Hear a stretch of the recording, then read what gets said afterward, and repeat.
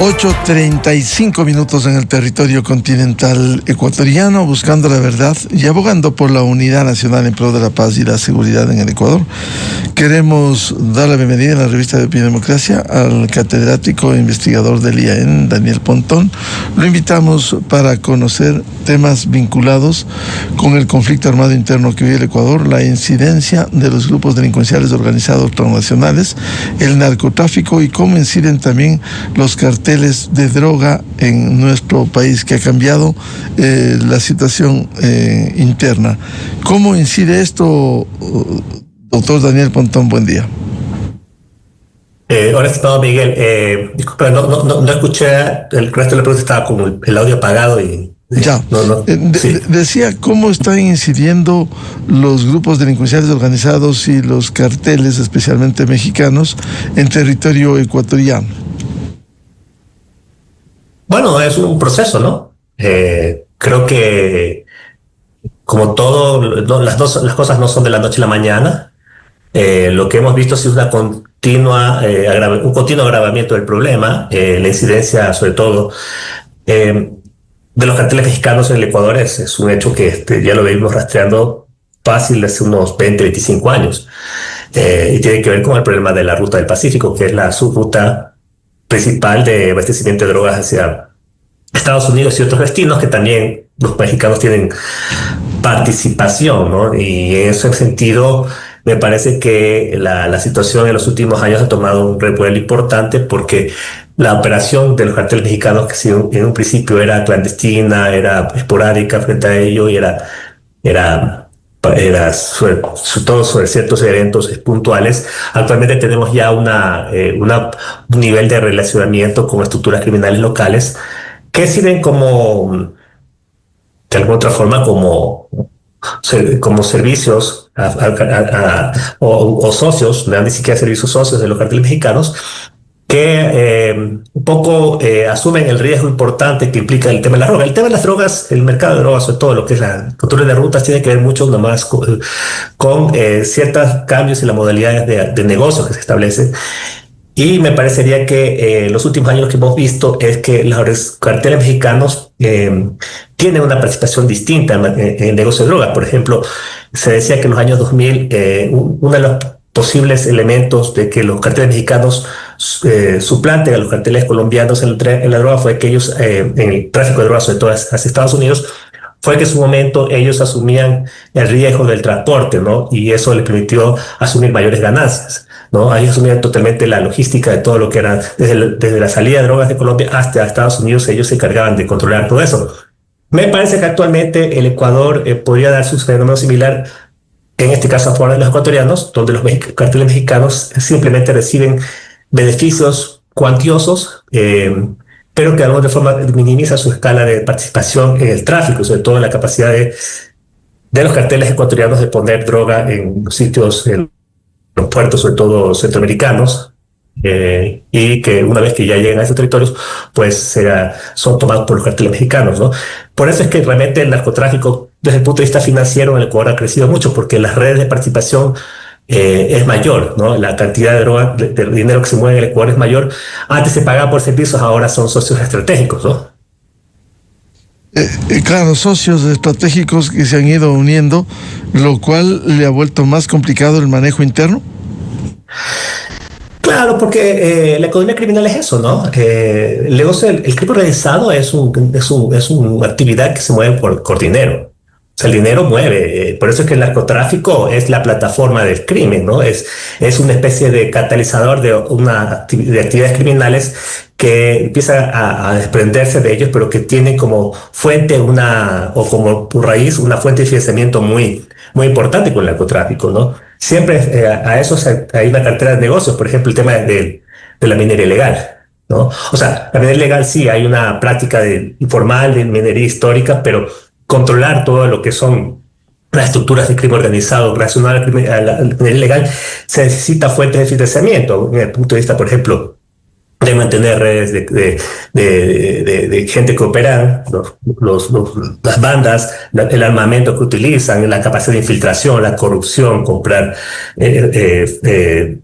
favores en el Estado, en la fuerza pública, en la justicia, en las cárceles. Entonces, eso es lo que realmente el narcotráfico produce en el ámbito de la criminalidad, ¿no? Y si uno va sumando a otra serie de negocios que realmente se articulan a ello, por ejemplo, el tráfico de combustibles, por ejemplo, el tráfico de personas, uno puede entender que el narcotráfico es el gran dinamizador de la estructura criminal, sobre todo en la región, ¿no? Ahora, el tema del descontrol del gobierno colombiano en la frontera con el Ecuador, ¿no ha contribuido también a este fortalecimiento de estos cárteles? Sí, bueno, yo en una entrevista pasada había dicho, Miguel, que el descontrol es permanente, o sea, en esto más allá de que haya desafectos políticos que sí pueden haber contribuido de pronto a la política actual del gobierno del presidente Petro, claro, sobre todo de la paz total, que ha sido un fracaso, hay que decirlo así. También él tiene que ser responsable del despunte de la producción cocalera en Colombia, pero no creo que es el único responsable, porque yo, por lo menos, que he venido viendo este problema es un problema histórico, ¿no? El descontrol colombiano sobre su frontera es sistemático. Y de alguna otra forma está dentro de la doctrina de cómo el Colombia ha mirado su problema de conflicto armado, ¿no? Que ha tomado varias raíces, varios matices, pero que sigue teniendo unas mismas improntas de visionamiento respecto, sobre todo en el tema geopolítico, ¿no? Es decir, el problema de las fronteras para ellos es un problema de estrategia, ¿no? Y esa estrategia tiene que ver con tener una especie de territorios cooptados por estructuras criminales con actividad cocalera, sobre todo en el territorio, la frontera sur de Colombia con Ecuador, de una especialización muy marcada, ¿no? Mucho más productivas, como espacios donde realmente ellos pueden tener un manejo adecuado de los territorios, ¿no? Y tener un poco focalizada esa amenaza en esas partes, ¿no? Igual con la frontera venezolana. Y me parece que esa estrategia no ha cambiado mucho en el tiempo, ¿no? Es por eso que se ha visto que, por lo menos en los grandes años del Plan Colombia, ¿no? El gobierno colombiano admitía que ellos no tenían estratégicamente necesidad de tener un control sobre su frontera, porque primero, por los riesgos que implicaba tener esto, obviamente, siempre tener un destacamento, un lugar fijo en el marco de un conflicto siempre implicaba un riesgo, pero también un poco tener unas fronteras poco desarrolladas. Era parte de la contención natural del problema y del control geopolítico del problema, porque lastimosamente, y es algo que nosotros como país no tenemos, es una estrategia geopolítica frente al problema del narcotráfico y el crimen organizado, que sí lo tiene Colombia. Sí, lo tienen otros países que un poco ya con el tiempo y el devenir de las aguas, como se dice vulgarmente, han aprendido que esto es una necesaria establecer una estrategia y que es una estrategia que obedece hasta de lógicas de largo plazo, ¿sí? Y por lo tanto, por lo menos en el Ecuador lo que yo he visto es que simplemente estamos muy focalizados en el corto plazo, en el aquí, en el ahora, en incautar drogas, etcétera, pero yo no veo detrás de eso una estrategia geopolítica. Por lo tanto, no solo nos enfrentamos a un gobierno como el de Petro, que puede ser de una tendencia que puede ser incómoda para mucha gente, sino que nos enfrentamos frente a un visionamiento, una estrategia de un país que por mucho tiempo viene viviendo el problema de una manera muy distinta como nosotros lo vemos, ¿no? Ahora, ¿cuánto puede incidir la visita que esta semana va a hacer el secretario de Estado americano Marco Rubio? Porque uno de los temas se relaciona con el enfrentamiento a la droga y la neutralización de las amenazas narcoterroristas. Bueno, primero es una buena noticia para el país que venga una persona tan relevante en la política mundial como Marco Rubio, ¿no? O sea, estamos hablando del jefe del Departamento de Estado de Donald Trump, que tiene ahorita toda una agenda internacional muy protagonista, ¿no? Y me parece que en este caso es un espaldarazo al gobierno de Cuba, no lo dudemos. No hay que ponerlo en duda eso, ¿no? Desde el punto de vista político, todas las implicancias que ello tiene, porque no solo es un problema de narcotráfico, sino también hay que verlo en todo su contexto, ¿no? De lo que es los grandes intereses que tiene Estados Unidos en la región, cómo se acoplan a los intereses que Ecuador tiene en materia de política internacional. Pero en materia de narcotráfico me parece que es un financiamiento de los niveles de cooperación. Y básicamente eso es el punto central. Yo he visto, por ejemplo, el informe que hace el Departamento de Estado de Estados Unidos, en este caso, sobre el tema de drogas. Es interesante ver esos informes que los saca anualmente, ¿no? Porque un poco define el posicionamiento que Estados Unidos tiene frente al problema de cada uno de los países. Si uno cuando mira, por ejemplo, el caso de Venezuela, es un problema que viene siendo sobrediagnosticado de un agravamiento del problema del narcotráfico en Venezuela, de la permisividad que hay por parte de las autoridades de ese país, la complicidad que hay en muchas cosas y inclusive ya en la infiltración, la participación de ciertos cuadros altos del ejército, por lo menos, o las Fuerzas Armadas venezolanas en ese tipo de negocios. Pero básicamente ponen en entredicho siempre la capacidad de colaboración del gobierno frente al problema del narcotráfico. Entonces, en este caso, más allá de la amenaza, ¿sí?, del problema en sí, que Ecuador también lo tiene, porque estamos inundados de droga, hay que decirlo así. El tema aquí está en los niveles de confianza que cada uno de los países establece en materias de cooperación. Cuando esa cooperación no funciona adecuadamente, pues la cosa se altera y empiezan a haber serios problemas en la agenda internacional, en el ámbito diplomático, en el ámbito geopolítico, y obviamente eso incide en la proliferación de la red criminal, ¿no? En todo caso, este combate a la droga, por los hechos que se han evidenciado, por un lado se fortalecen unos carteles cuando se han unido en las tareas de ingreso y de salida de droga en el Ecuador. A ver, lo que pasa es que el tema de la estrategia antinarcóticos, la estrategia contra el narcotráfico tiene historia, ¿no? Y esa historia uno puede plantearles una expresión mucho más crítica sobre sus resultados de largo y mediano plazo, ¿sí? Y ese resultado a veces siempre está matizado por una guerra que se libra por pequeñas conquistas, digamos, ¿sí? Lo que se gana son pequeñas batallas, pero la guerra en general es una estrategia que siempre va a ser cuestionada por su efectividad. Pero lastimosamente es lo que hay. No cambiar eso esquema es un esquema muy complejo y es un tema que nos debe llevar a debatir otro nivel de análisis, pero no como Ecuador, sino como humanidad, inclusive como organización, como colectivo global, ¿sí? Pero me parecería que el punto aquí es cómo estas guerras que se libran en la región pueden ser visualizadas bajo un esquema de lógica de aprendizaje, de lo que se hace bien y lo que se va, lo que medianamente funciona, lo que medianamente no funciona. Y me parecería que en ese sentido el Ecuador tiene que tener una capacidad de autorreflexionar qué es lo que está realmente, hacia dónde debe apuntar los esquemas de cooperación para minimizar el impacto del narcotráfico. No decir acabarlo, eso yo creo que ningún país del mundo lo ha logrado erradicar, pero sí minimizar sus impactos en materia, primero, corrupción, ¿sí?, en materia bueno, que tiene que ver con el tema de la proliferación de estas bandas territoriales que controlan territorios, la violencia, todos los negocios ilícitos que generan alrededor de ello, y sobre todo también el problema de la cooptación de la política, que tiene que ver con la corrupción, pero también tiene que ver con otros fines. Entonces, esos efectos es lo que realmente el Ecuador no ha podido minimizar y más bien se ha venido agravando. Y esperaríamos que el tema de la cooperación traiga algunos esfuerzos para fortalecer esas capacidades, porque básicamente yo siempre he dicho, la cooperación siempre coadyuva, pero aquí lo que se trata es de generar capacidades propias para que el Estado pueda evitar que este fenómeno en el tiempo se torne manejable y nos permita tener adecuados niveles de gobernabilidad frente al problema. Los indicadores de gobernabilidad que tiene el país para enfrentar el crimen organizado son pavorosos, ¿no? Si usted se pone a ver, justamente la semana pasada tuvimos una charla aquí en el día de esos temas y cuando analizaba los indicadores de gobernabilidad que se tienen para enfrentar el problema, realmente estamos complicados, y es justamente sobre eso hay que trabajar, porque básicamente el problema es un problema de capacidad y esas capacidades no están claras, ¿no?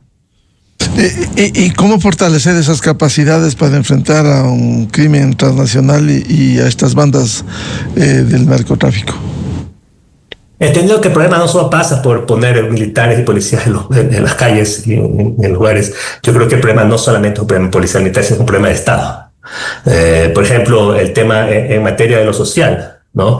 La informalidad, el tema del empleo, el tema de la pobreza, la inequidad, es un problema que hay que atenderlo de manera importante. O sea, la agenda de desarrollo no puede desanclarse del problema del crimen, ¿sí? Tiene que ir colindante, tiene que ir en armonía. Es complejo a veces articular eso, pero en este caso hay que funcionalizar esa agenda porque realmente en este país lo necesita, sobre todo en lo que tiene que ver con atención de territorios tan vulnerables. Provisión de servicios, por ejemplo, básicos, ¿no? Como alguien decía, el crimen organizado en el país, sobre todo las bandas criminales, le han ganado la moral al Estado, porque en ciertos territorios la gente a veces prefiere pagar vacunas, por ejemplo, por la vía coercitiva o por la vía voluntaria. Eso habría que definirlo ya desde el punto de vista de cómo está funcionando eso. Pero la pregunta es, ¿qué ¿cuál es la alternativa a no hacerlo? ¿No? Cuando tú tienes territorios, yo por ejemplo estoy haciendo una investigación con Flaxo, Ecuador, y conjuntamente con Kiko Eliaen, en ciertos territorios de la costa ecuatoriana sobre el tema de la provisión de servicios básicos. Usted tiene territorios del país que ni siquiera tienen provisión de agua. Pese a que la gente le cobran la tarifa de agua, no tienen agua potable. Entonces, frente a eso, usted dice, yo pago impuestos, pago tarifas para provisión de servicios básicos y el Estado no tiene capacidad de darme, ni hablar con servicios de salud, educación. Frente a eso, usted tiene una estructura de crimen organizado que ofrece alternativas mucho más interesantes. Pues, no quiero con eso hablar, hacer apología del delito, pero desde el punto de vista, por lo menos, de poder tener ciertas posibilidades de mejorar mi condición de vida, ¿sí? Recursos que me permiten solventar ciertas necesidades o mis precarios niveles de vida que tengo. Pero frente a eso no hay alternativas. Entonces yo creo que ese es un tema fundamental, ¿no? La capacidad de la corrupción, por ejemplo, el tema de la corrupción es latente, es un tema que hay que tomarse en serio. El tema de lo que estamos viendo en los hospitales es algo que no se ha pensado, o sea, ha venido germinando por años y no ha habido cabeza. El fenómeno está ahí ahorita, pero cuando el gobierno quiere reaccionar se da cuenta que hay un mundo detrás de eso y que no hay por dónde empezar. Por lo tanto, hay que trabajar fuerte en eso. Y ahí tiene que ver también con lógicas de corrupción y proliferación de estructuras de crimen organizado. Al final todo se relaciona. En el tema del territorio, ¿no? El control territorial, ¿no? No tenemos capacidad de responder frente a ciertas amenazas, ciertas circunstancias donde el Estado ciertos territorios ya no entra. Eso es un tema grave, ¿no? Por tanto, hay que poner en debate sobre el tema, por ejemplo, del Estado fallido, el concepto de Estado fallido, que yo no creo que le pueda ser un Estado fallido, para empezar. Pero cuando uno mira las cosas en ciertos territorios, en ciertas partes del país, pues la cuestión está muy complicada. Por tanto, hay que manejar más allá del índice de violencia, etcétera. Hay que empezar a manejar indicadores, información sobre gobernabilidad de estos procesos. Y eso hay que tener una agenda mucho más amplia del diálogo nacional y que debe ser definida por la más alta estructura del Estado, ¿no? Y claramente también mantener una agenda geopolítica frente al problema, porque en este caso el Ecuador no puede solo frente a ciertas amenazas como, por ejemplo, el narcotráfico, ¿no? Ahora, esa agenda que señala Daniel Pontón, mucho más amplia, ¿qué debiera abarcar, qué debiera contener? Varias cosas, ¿no? Por ejemplo, el fortalecimiento institucional, el tema de tecnología, ¿no? El tema de gobernanza, ¿no? Actores políticos, el nivel de cooperación, en el ámbito de lo social y el desarrollo, o sea, una agenda muy amplia. O sea, podríamos discutir sobre el tema de las capacidades. Yo creo que ese es el gran reto, pero tenemos que empezar a mejorar espacios, porque de alguna forma lo que estamos viendo es el problema de una forma muy de corto plazo. Y eso es lo que se pide al gobierno, que eso hay una estrategia nacional de acción frente al problema y no solamente de militarización, de conflicto armado interno y generar narrativas de amigo-enemigo que a veces puede generar réditos políticos, pero se desvanece en el tiempo, ¿no? Por eso es que actualmente la cuestión del conflicto armado interno empieza a ser cuestionado desde el punto de vista de su validez. Yo cuando el gobierno planteó el conflicto armado interno, más allá que está de acuerdo o no está de acuerdo con el tema, podemos discutir sobre eso, pero decía, bueno, qué bueno que de alguna otra forma hay una posibilidad de que se piense la política desde el alto nivel, ¿sí? Y ese alto nivel implica el involucramiento de muchas esferas de la sociedad y del Estado. Y para eso es lo que lleva una agenda de gobernabilidad frente al problema, ¿no? ¿Y cuáles en ese contexto las prioridades que debiera impulsarse dada la dimensión del problema que está instalado en el Ecuador? Le repito, o sea, yo creo que en este sentido las prioridades son varias, ¿no? O sea, usted, por ejemplo, puede trabajar en el ámbito de las capacidades. Justamente quería ver una información que tenía en este momento sobre el tema de las capacidades. Por ejemplo, el diseño de políticas. Por ejemplo, generar prestación de servicios adecuados. ¿Cuál es la agenda de servicios que en este país no funciona? O si funcionan. Hay servicios que son deplorables para este país. En este país hemos decrecido sistemáticamente los años y no se ha hecho mayor agenda frente a eso. La recaudación y gestión de recursos adecuados para atender este problema, el financiamiento que tiene que ver, lo que yo le llamo la economía política del conflicto, la capacidad institucional, la capacidad financiera, la capacidad humana, la capacidad tecnológica, ¿sí? Son elementos que son fundamentales en la generación de capacidades para un Estado en ese sentido. Entonces yo creo que frente a eso es lo que yo hablo. y les digo, son indicadores de gobernabilidad, ¿no? Ahora, siendo un problema regional, problema transnacional, ¿cómo debieran interactuar los países, al menos vecinos, que permitan fortalecer esa defensa frente a un mal como es la droga, el narcotráfico y los carteles de droga que inciden en el Ecuador? Bueno, hay un criterio que se llama criterio de corresponsabilidad, ¿no? La corresponsabilidad es básica en este sentido. A veces me parece que esos criterios de corresponsabilidad no se definen adecuadamente. Desde el mismo hecho que cuando uno establece agenda de gobierno, de una agenda regional contra el crimen organizado, los países lo que hacen es suscribir convenios, tomarse la foto y listo, y todo vuelve a su estado normal. Después de un tiempo hay otra crisis y vuelve el mismo esquema y no se logra mayor avance. Pero, por ejemplo, en el caso de Colombia, yo creo que Colombia tiene una responsabilidad enorme en el caso de la seguridad regional con el tema de los cultivos de hoja de coca y la producción cocalera y la producción de cocaína que está teniendo, ¿no? Lo que tenemos viendo ahorita es un despropósito. O sea, cuando uno se pone a ver, después de tanta parafernalia respecto al tema de la guerra contra las drogas, tener los niveles de consumo, de producción que tiene Colombia en este caso es una vergüenza absoluta, ¿no? Desde el punto de vista de costo-beneficio, usted sabe cuántos recursos se han invertido y cuáles son los logros de eso, pues uno demostraría que la estrategia hay que cambiarla, hay que pensarla de una forma distinta. Y ni hablar con los países de consumo, ¿no? Por ejemplo, el caso de Europa, nadie está hablando porque todo el mundo habla del tráfico de drogas hacia Europa, pero en Europa nadie está hablando del problema del consumo de drogas en Europa. ¿Qué se está haciendo desde la Unión Europea frente a ese tema para mitigar el problema de la demanda de esos recursos, ¿no? Y ni hablar con Estados Unidos, que siempre el problema de la demanda va a ser un problema latente, ¿no?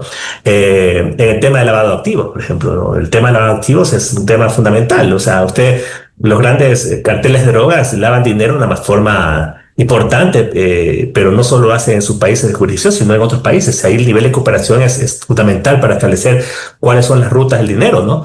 Y que permite un poco desmantelar y debilitar estas estructuras criminales que tanto daño le hacen a la región. Ahora, en eso ha habido debilidad para hacer un seguimiento de la ruta, la trazabilidad del dinero y las acciones que se cumplen en nuestros países. Bueno, en el caso del Ecuador me parece que el tema por más que se ha detectado, por más que se ha hablado sobre el tema del problema del dinero, yo creo que recién con la ley que se está planteando y se está tratando de fortalecer algunas instancias, algunas instituciones, se ha tomado de lleno se trata de tomar el tema de una forma más seria. Pero yo creo que hace falta mucho más cosas, ¿no? Yo creo que el problema del lavado de dinero en este país es un problema que afecta a mucho más estamentos. Esto se resuelve, es un tema que va mucho más allá de la UAF, más allá que la UAF es un lugar importantísimo, ¿no? Que tiene que ver con inteligencia financiera y capacidad también de judicialización de casos, pero yo creo que el problema tiene que ver con las características propias de la economía ecuatoriana y que en su momento se anticipó que empezó con el problema del dólar, ¿no? Que el dólar, ciertamente, tener una moneda de dólar que para muchos es algo importante en la economía, generó un modelo importante en la economía, también generó muchas vulnerabilidades. El tipo cambiario, por ejemplo. El tema de la banca, el tema de las cooperativas, el tema de los negocios, por ejemplo, como todo lo que sale del tema de la construcción, vehículos. Ahí hay que hacer trabajos muy importantes en materia de regulación y control, ¿no? Ahora, esta tarea de combate a los cárteles de la droga tiene que ser permanente, más eficaz, y se necesita también tecnología y ayuda como precisamente Estados Unidos ha dado. Sin embargo, no llena de expectativa frente a la dimensión del problema. Sí, justamente yo estaba pensando, porque esta semana tomó como el revuelo una operación que se hizo en un lugar, en una hacienda, un territorio baldío, ¿no? Un ámbito rural en Guayaquil respecto al tema de cómo operan, sobre todo estos grupos como los lagartos. Porque aquí el punto está, no solo está en los puertos. Sí hay problema de contaminación de drogas en los puertos, sino de cómo o sea, la especialización del Ecuador viene del lado de poner droga en los barcos, ¿no? Que ya están en circulación, es la contaminación de los barcos. Y en ese juego, las costas ecuatorianas están siendo ampliamente vulnerables. Por ejemplo, en Manaví es eso, ¿no? El puerto de Manta ya no exporta, sino que importa. O sea, no está el problema de los puertos, pero lo que se sabe es que esta estructura de los túneles lo que hacen es poner droga en barcos que están circulando por el alta mar. Por tanto, hay una vulnerabilidad enorme. Yo se me viene a la mente que si nuestra respuesta como Estado está siendo efectiva más allá de los radares, más allá de la tecnología de control que se requiere para eso, para monitorear bancos que salen con droga, etcétera. ¿Cuál es la estructura institucional que tenemos para enfrentar el problema en el mar, digamos, más cercano al continente? No sé cómo se llama técnicamente eso. No es un problema de alta mar, sino en las costas. Y yo siempre decía, bueno, el Ecuador, por ejemplo, no tiene, por más que tenga una armada que tiene otra orientación, una guardia costera, por ejemplo. ¿Por qué el Ecuador no está pensando en tener una fuerza adscrita a las Fuerzas Armadas o al Comando Justo de las Fuerzas Armadas que desarrolle esas capacidades de tipo guardia costera, con un desarrollo tecnológico importante, tanto operativo, logístico y tecnológico importante para tener esa capacidad de control sobre esos espacios, porque ahí hay una vulnerabilidad enorme, ¿sí? Y eso también tiene que ver con el tema del tráfico de combustible, porque muchas de estas embarcaciones necesitan combustible de alta mar y ahí es donde se infiltra, se mete la droga. Entonces hay todo un esquema de operación que no lo hemos podido extrañar y seguimos con un esquema de cooperación muy ligado a lo tradicional. Y a veces eso también es necesario. Por eso le decía, es necesario establecer críticamente lo que se avanza y lo que no se avanza para establecer por dónde establecer una mejor capacidad de control del país frente al tema, ¿no? Y que mitigue el problema en general de la salida de drogas del Ecuador hacia el mundo, ¿no? Bien, al doctor Daniel Pontón, catedrático investigador del IAEN, muchas gracias por atender a la revista de Opinión Democracia. Gracias, Miguel, un gusto. Muy amable. Con esto cerramos la jornada de entrevistas y debates, la opinión diversa y libre en la revista de Opinión Democracia.